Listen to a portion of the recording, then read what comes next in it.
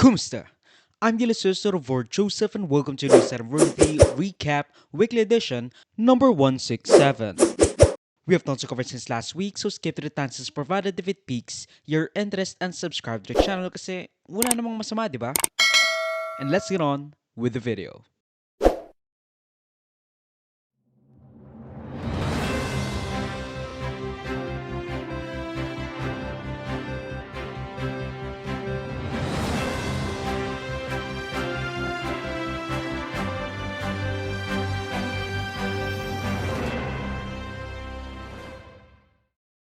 What do you get when you threaten the President, the First Lady, and the House Speaker?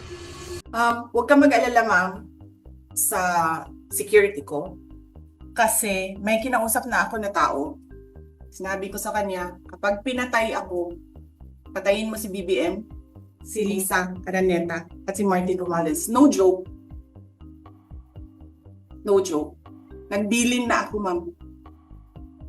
Pag namatay ako, sabi ko, huwag ka tumigil hanggang hindi mo mapatay sila. And then he said yes. In a fit of rage, kasi hindi mo nakuha yung gusto mo, and you feel like you're being backed in the corner dahil sa mga pinaggagawa mo rin to get what you want and to let off some steam. Putang ina ninyong lahat! Martin Romualdez, Lisa Marcos, Bongbong Marcos. The chair declares the sufficiency in substance of Sabala et al. Impeachment complaint. So ruled. The chair declares the Cabrera impeachment complaint sufficient in substance. So ruled.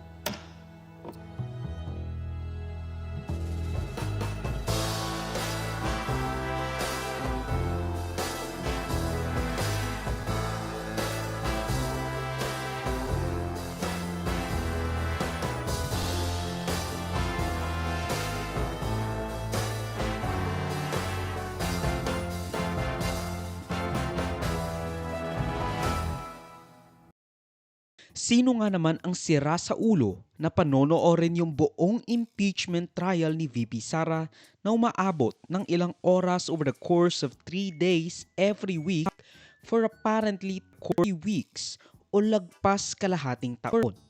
Which means there is an estimated 6 months of waiting para malaman yung quote-unquote accountability kuno. Ang malalaman na lang natin is mako-convict ba?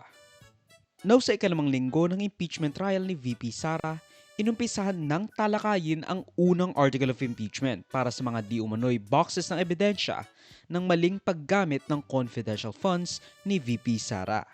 Napatunayan kasi na na-withdraw at nagastos ang 612.5 million pesos in confidential funds within a short amount of time, something the bank said are unusual but not necessarily suspicious. Ibig sabihin, hindi siya ganoon karegular na nangyayari, pero hindi naman ibig sabihin nun suspicious agad. Matapos ang 125 million pesos na cheque ng 4 na beses na winidraw ayon kay former Land Bank Manager Violeta Constantino. Normal po ba na ganito kalaki ang wini-withdraw ng isang government agency? Is this normal? Nakakita ka na ba nito ng other government agencies na ganito kalaki ang withdrawal? Wala po. Unusual po ito. Alam niyo po ba na ito ay for intelligence fund, yung wini-withdraw? Hindi po. Hindi niyo po alam na intel fund ito. Opo. Pero nagduda po kayo sa ganitong kalaking halaga. Is that correct?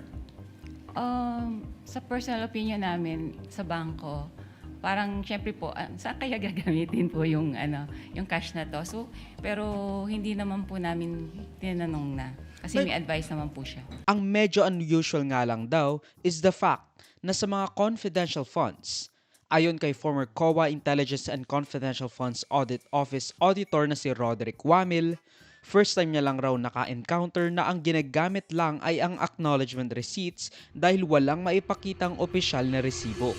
So sa 2022, from December 21 to December 31, Ilang sales invoice o kaya official receipt ang kasama dun sa mga liquidation report? Wala po sinabit sa amin, Your Honor. Ni isa. Acknowledgement receipts lang po yung sinabit sa amin.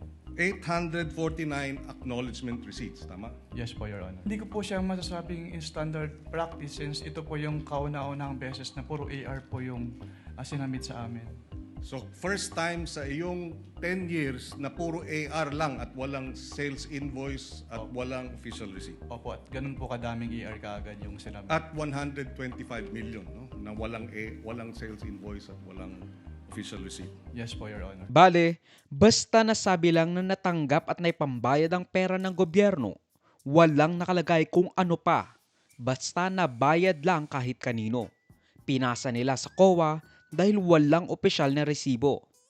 Ang tanong lang natin, and the problem is, kanino ibinayad? Lalo na kung, katulad na makikita natin mamaya, yung mga pangalan halatang gawa-gawa. Kahit nasabihin mo kasing confidential funds yan, it still needs proper documentation dahil kahit confidential, public fund pa rin yan that needs proper accounting. Kasi kung wala talagang way para makuha natin or malaman natin kung saan ginastos, pwedeng sabihin na lang natin confidential to. So, bakit ko sasabihin sa'yo kung saan ko ginamit? Baka mamaya, binulsa ko lang. Pero dahil nga confidential ito, hindi mo alam kung saan ko ginamit o kung saan ko ito nilagay. Tatandaan natin na confidential fund at intelligence fund ay still a public fund. Ibig sabihin, galing pa rin yan sa pera ng publiko. Galing pa rin yan sa pitaka ng publiko. Kaya dapat alam natin kung saan ito mapupunta or at the very least, yung ating mga audit officers. Ang tanong, sabi ng council, confidential funds yan. Bawal ang mag-reveal ng confidential information citing certain provision in the revised penal code, certain guidelines which we haven't seen. Pag confidential funds ba, lahat ng information na hinihingi sa inyo, kagaya ng sang ginastos, yung milyon-milyon na yan sa medicine, bawal yan, confidential yan. Pwede ba yan, Mr. Witness? Hindi po. Since ang confidential fund po ay public fund, so dapat po ay properly accounted po ito. And since ang involved po ay confidential fund, so it must follow the strict accounting and auditing guidelines po to prevent misuse. The utilization of such funds is generally confidential and classified by nature, which requires not only strong internal controls. Tama? Yes. Nakita ba natin sa mga dokumento na sinabmit ng Presidente, ng Vice President at ng Secretary of DepEd, nakita ba natin yung mga internal controls? Hindi po. Bakit? Pero hindi yun ang masyadong napagtuunan ng Pinas, kundi kung ano yung mga pangalang ginamit at pinagbigyan ng milyones. Showing to you, Mr. Witness, this exhibit. It is an acknowledgement receipt in the name of Mary Grace Piatos for the amount of 70,000 pesos. Please, pakibasa. The amount is 100... Council is Renan Piatos. Renan Piatos, 413, in the name of Nova Santos for the amount of 85,000 pesos. P-1-8-531, in the name of Miko P. Harina for 295,000 pesos. Again, P-1-8-643 in the name of Janice Marie Revilla. Na-investigate mo ba kung kamag-anak to ni Senator Bong Revilla? Patiting. P-1-8567 for 150,000 pesos. 12-23-2022. Parang hindi katiting ito. P-1-8-545 in the name of Odi or Andy C. Lim for 50,000 pesos.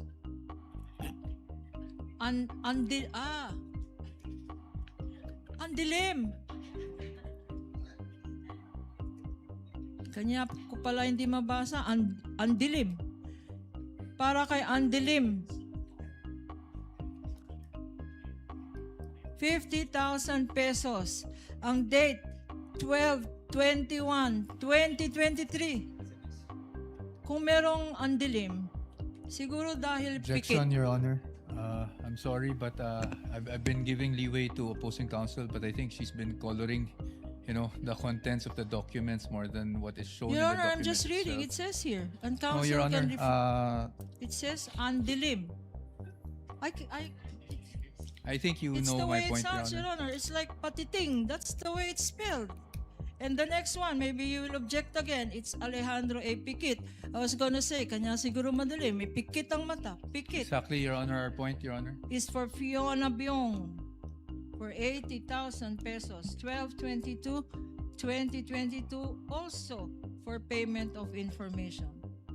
P-1-8-654 for Sis Ronio Balsac for 70,000 pesos, and P-1-8-615 for Gabriel S. Bisaya for 70,000 pesos.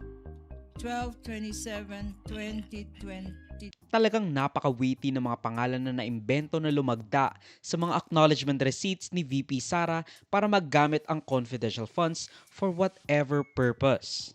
Kasi nga, pwede naman siguro yung mga alias na lang ang gagamitin. Pero bakit may pirma nila? Yung alias ba nila may pirma rin? Bakit si Bato del Rosa, nung una, dinedefend na meron daw talagang piatos sa Davao? Sa likod ng City Hall pa nga. Ang weird, di ba? So wala kayong nakitang maliit kay Mary Grace Piatos, yung mga pirmang pare-pareho? Bakit kasi nagbubukas? Magtanong nga kayo sa Davao kung sino yung Mary Grace Piatos. Kilala niyo? Maraming Piatos na sa Davao. Totoo ba to, sir? Ito naman. Oo, mamatay ko! Lupa doon sa likod ng City High. Lupa yan ng mga Piatos. Punta ka sa Bunawan, may mga Piatos dyan. Hindi ko lang alam kung sino si Mary Grace, ha? Pero maraming Piatos dyan. Huwag mo yung sabihin na non-existent yung tao diyan. Walang birth certificate. Ay, papahanap nga niyo kung pwede naman kasi gumawa ka ng pangalan, mag-codename ka para... Pwede man gano'n. Pero pag sabihin mong Piatos, that's an insult na pakayaman ng mga Piatos sa Davao. Ang lalaki ng lupa ng mga Piatos sa Davao. Merong Piatos sa Davao. You got me there. Okay, Yes. next question. Pero wag ka. Kahit na madalas ang nakalagay is reward for medicines, mga acknowledgement receipts, which is, by the way, suspicious. Dahil ang use lamang dapat ng confidential funds ay bayad sa confidential purposes. Ibig sabihin, yung mga kailangan ng mga sensitibong impormasyon, ibig sabihin, dapat related lang sa intelligence or confidential purposes yung pinaggagamitan ng confidential funds.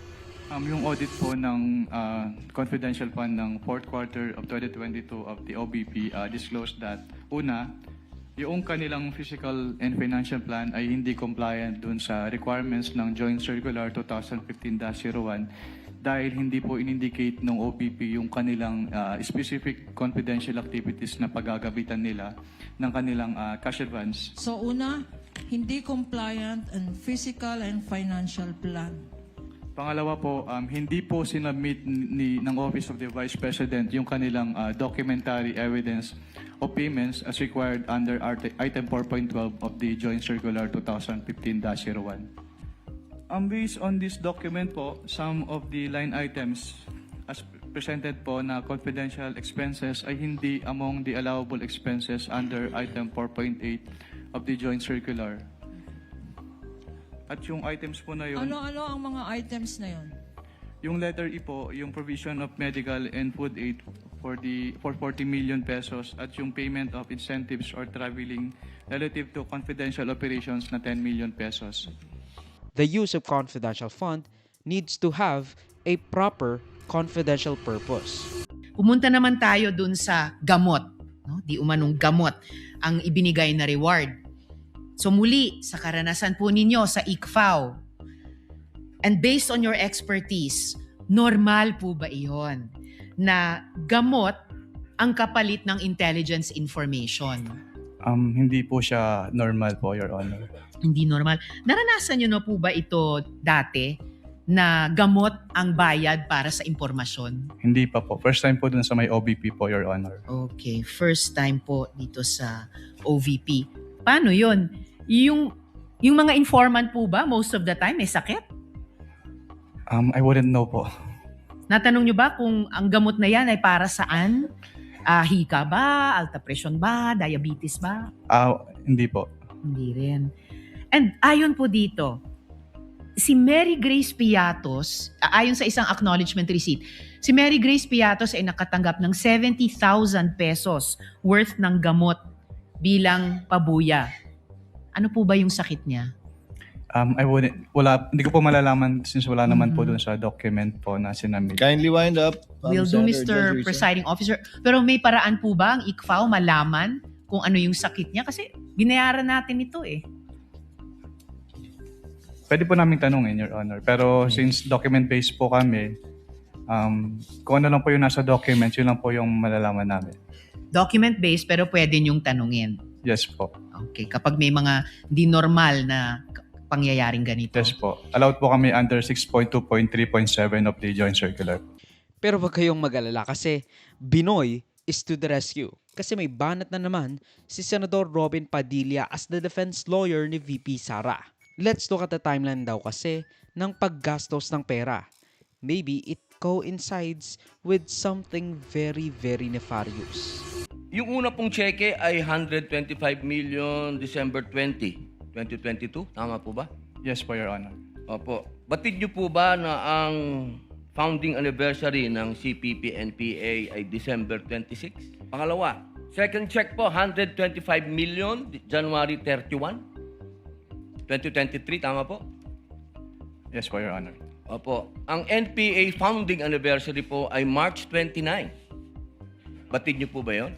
Wala po akong personal knowledge about that, Okay. Your Honor. Third check, 125 million, April 18, 2023. Tama po ba? Ang 50th po, golden anniversary ng NDF, National Democratic Front, ay April 24. Kaya ko po nabanggit lahat to. Ito pong mga dates na to, nung December 26, March 29, April 24, lahat po ito, walang nangyaring attack. Lahat po foiled. Wala po. For the first time, wala pong nangyaring attack. Kasi tuwing founding anniversary, may attack. Ang tanong ko po, Ginoong Kabayan, naniniwala po ba kayo na malaki ang papel ng confidential fund at confidential agent? Depende po yun sa kung ano po talaga yung mandate ng agency po, Your Honor.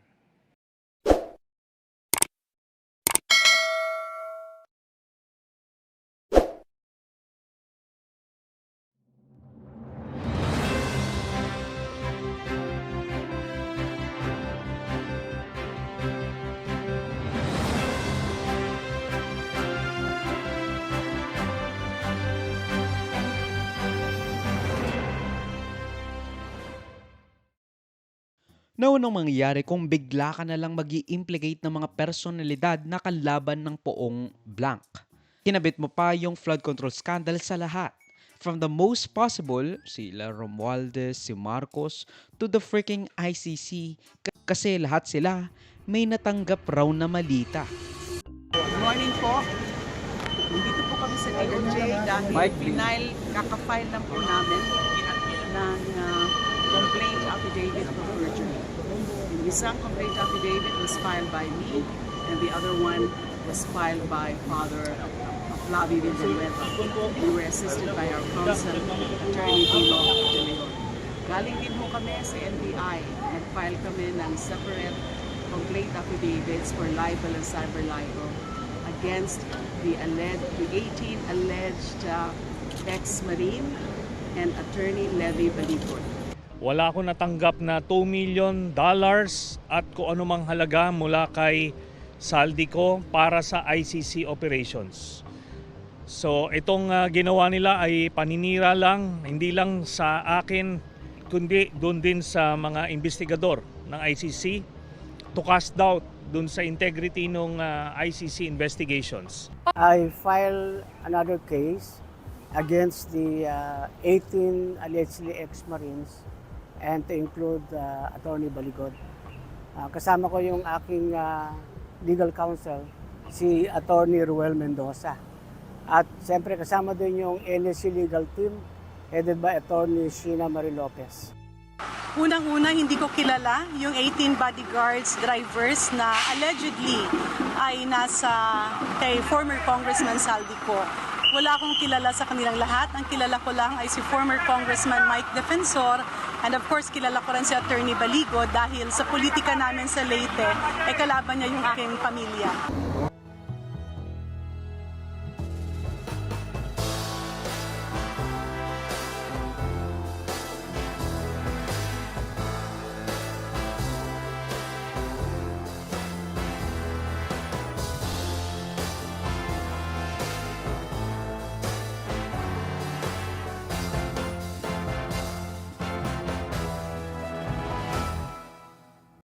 Nag-recant ng kanilang affidavit ang 4 sa 18 nagpakilalang ex-Marines, Marites, Maleta Boys, Kargador o kung ano pang gusto nyong itawag sa kanila matapos ang nabibinbing mga kaso ng libel,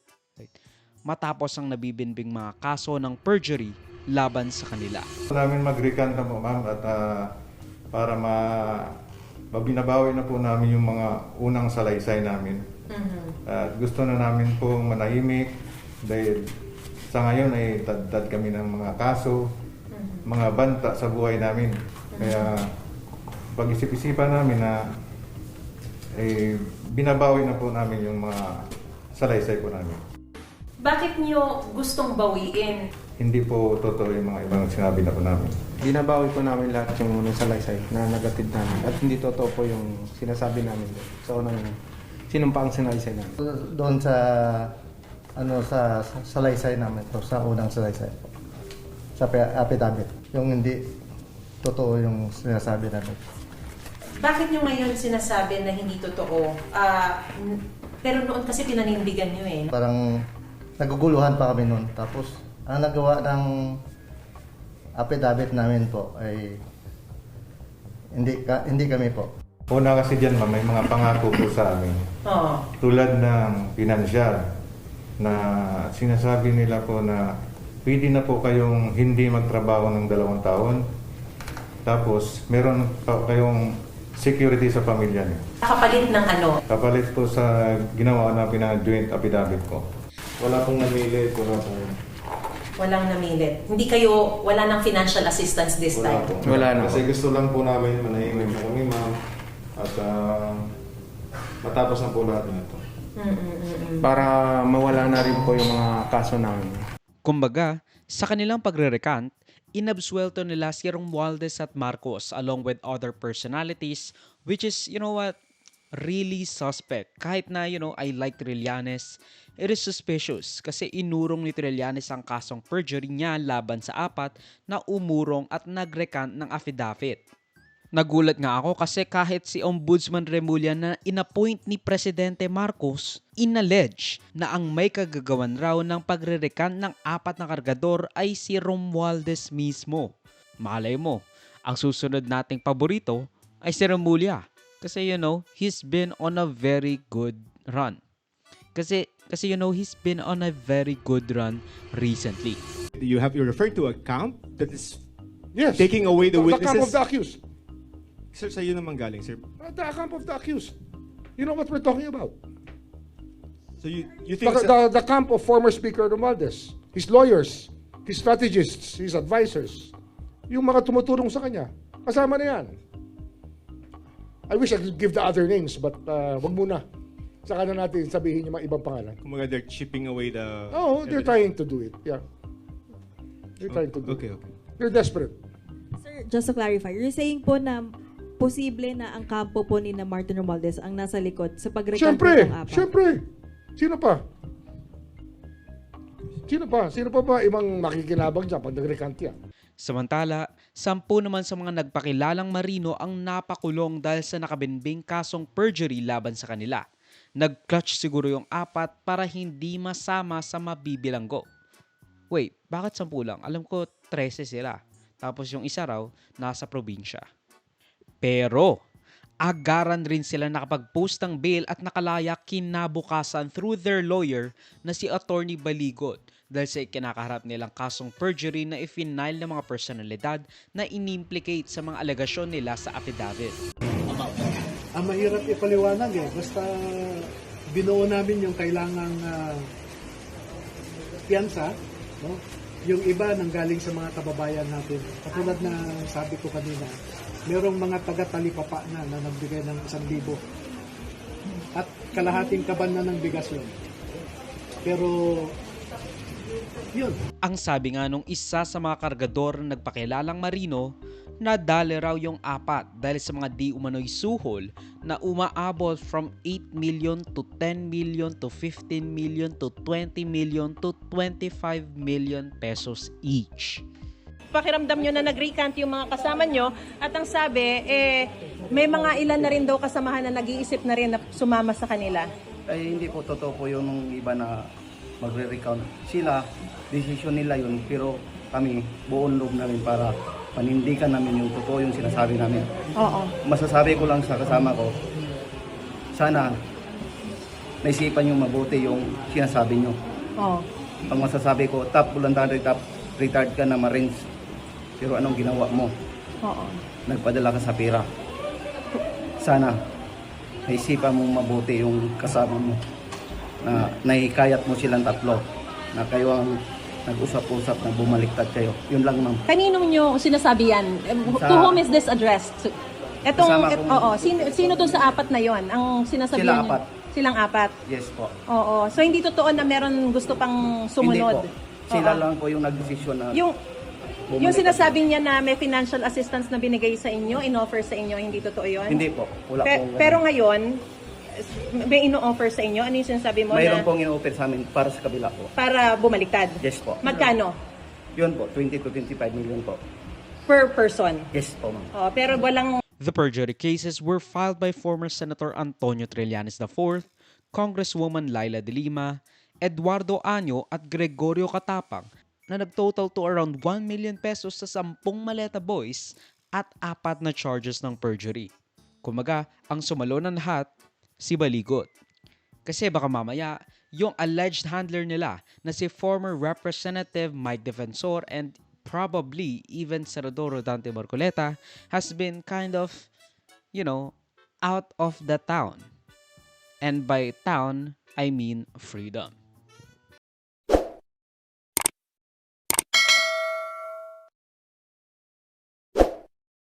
At yan pagtapos ng News and Worthy Recap Weekly Edition for roughly the first week of August 2026. Mag-suggest some more topics and or corrections to the balitas if you feel I misrepresented them in any way. Salamat sa panonood mga kabeng. For me, like, subscribe, follow my links to socials or over Joseph that will be linked down below. So susunod muli of course.